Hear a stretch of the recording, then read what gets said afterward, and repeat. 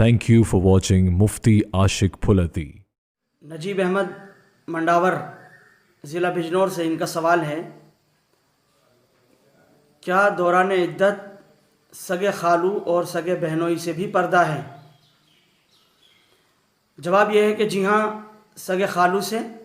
اور سگے بہنوئی سے بھی دوران عدت خاتون کو پردہ رہے گا، اگرچہ جب تک خالہ زندہ ہے یا جب تک بہن زندہ ہے اس وقت تک یہ دونوں اس خاتون سے نکاح نہیں کر سکتے، نہ بہنوئی نکاح کر سکتا ہے اور نہ خالو نکاح کر سکتے ہیں۔ لیکن اگر خالہ کا انتقال ہو جائے تو شوہر اپنی بیوی کی بھانجی سے نکاح کر سکتا ہے، اور اگر بیوی کا انتقال ہو جائے تو وہ شوہر اپنی سالی سے نکاح کر سکتا ہے۔ اس لیے چونکہ ان سے نکاح ہو سکتا ہے تو عدت میں اور عدت کے علاوہ بھی ان سے پردہ ہے۔ پردہ ان حضرات سے نہیں ہوتا جن سے زندگی میں کبھی بھی کسی بھی صورت میں نکاح نہ ہو سکتا ہو، جیسے سگے چچا سے، جیسے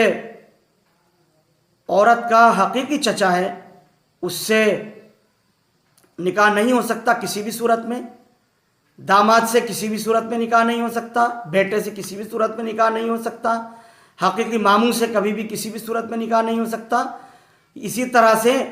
یہ جو رشتے ہیں، ان تمام رشتوں میں جن سے نکاح کبھی بھی نہ ہو سکتا ہو ان سے پردہ نہیں ہے، نہ عام حالات میں پردہ ہے نہ عدت کے دوران پردہ ہے۔ اور جن لوگوں سے نکاح ہو سکتا ہو کسی نہ کسی صورت میں